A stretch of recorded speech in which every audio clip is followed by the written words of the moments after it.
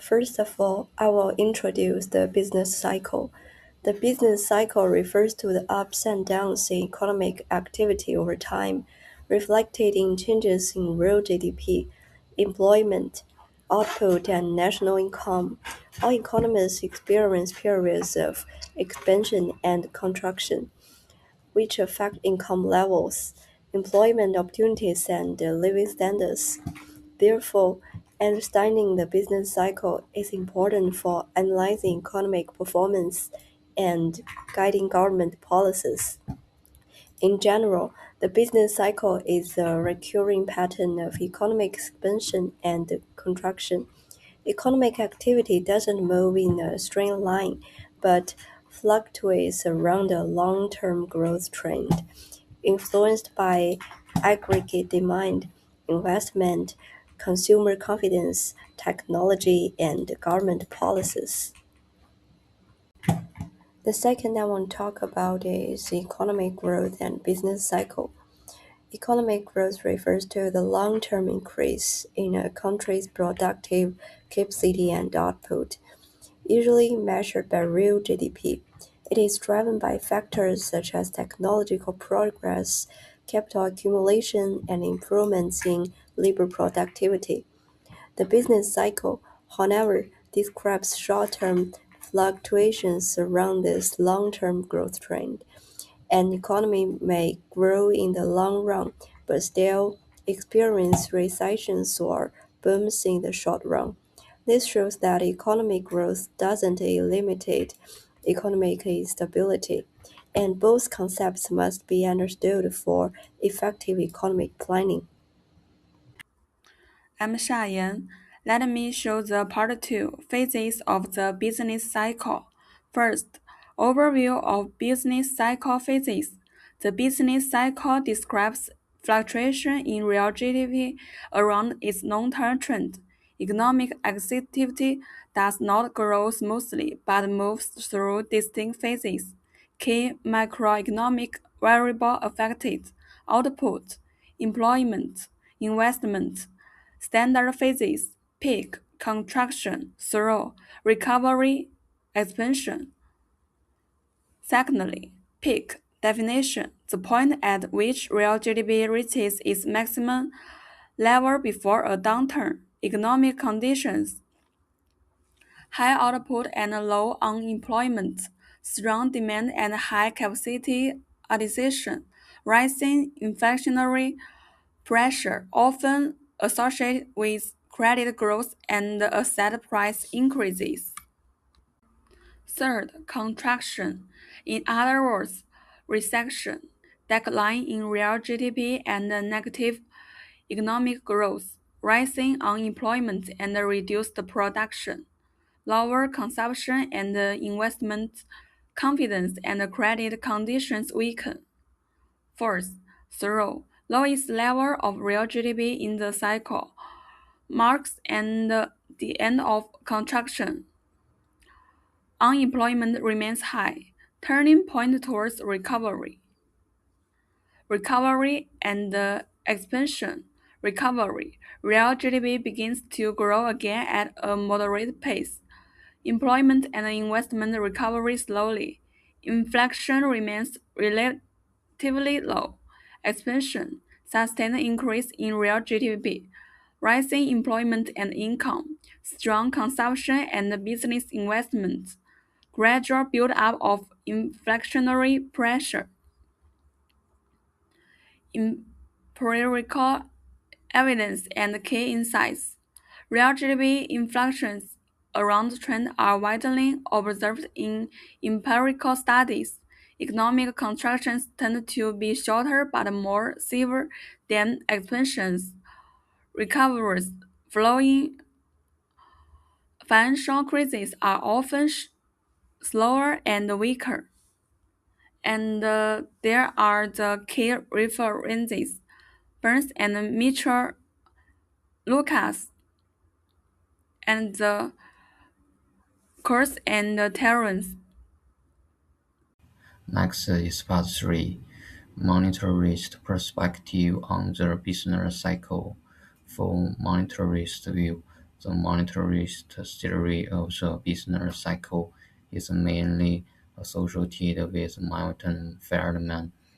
Monetarists believe that the economy is generally stable and that markets tend to adjust by themselves.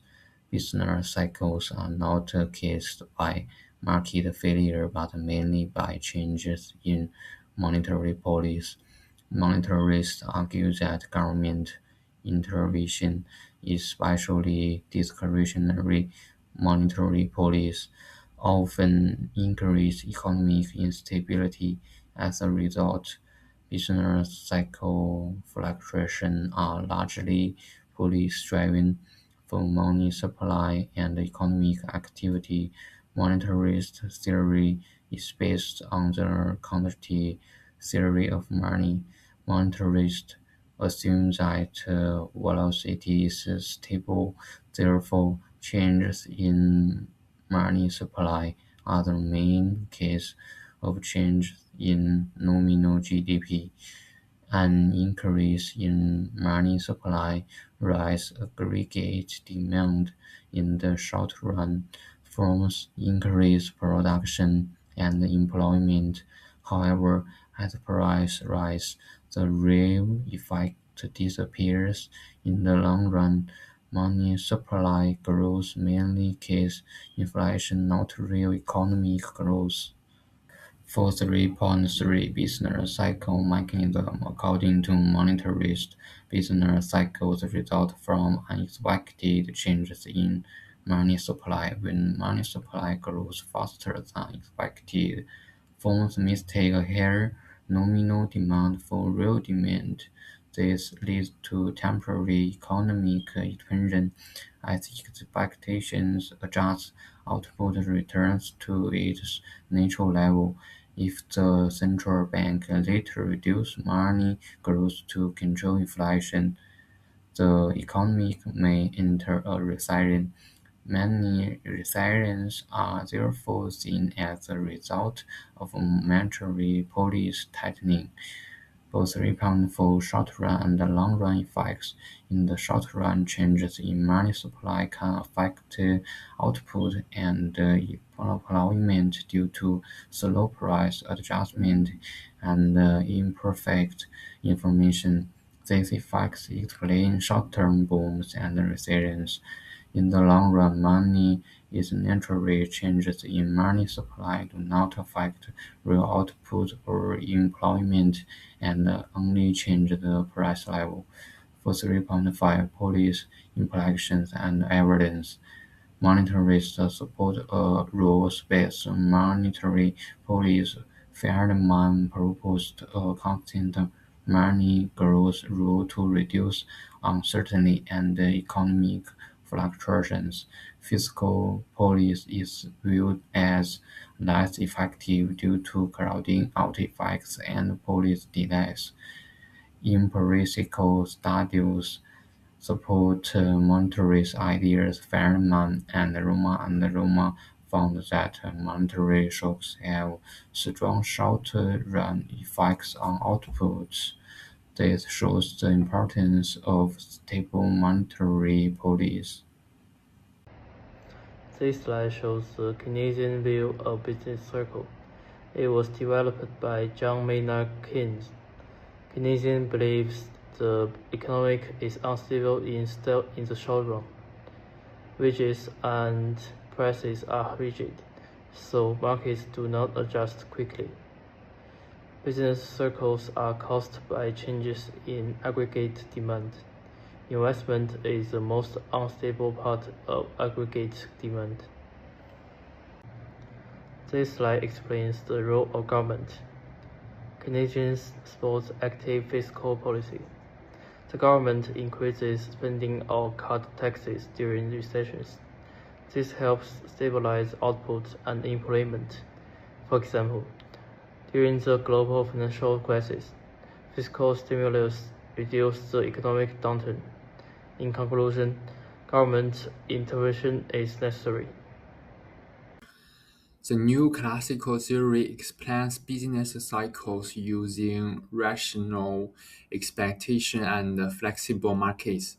This theory says that people use all available information to make decisions, so they don't make repeated mistakes. Prices and wages can adjust quickly, and so markets usually remain in equilibrium. A business cycle are not caused by weak demand or unstable market. Instead, they caused by shocks. These shocks include technology changes, changes in resources, and unexpected government or central bank policies. For example, a sudden improvement in technological can increase production and create an economic boom.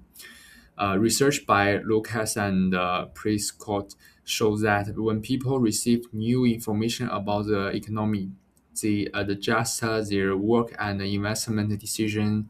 The create temporary changes in output. However, when people realize that changes are caused by inflation or policy, they correct their expectations and the economy returns to its normal level. This means only unexpected policy can affect the economy in the short run. If a policy is expected, people adjust immediately and there is no real effect. In conclusion, this business cycle describes how the economy moves through peak construction, through recovery and expansion.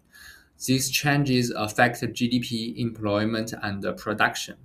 Different theories explain these changes in different ways. Monetary research focus on money supply. Keynesians focus on aggregate demand and government spending. New classical economists focus on expectations and economic shocks. Studied by Lucas, Kitland, and Prescott, the IMF shows that real shocks and unexpected policies can explain short-term fluctuation in output. From a policy point of view, this means that governments should avoid surprising the economy. When policies are stable and predictable, people can make better decisions and the economy become more stable. Therefore, long-term rules and credible policies are better than sudden interventions.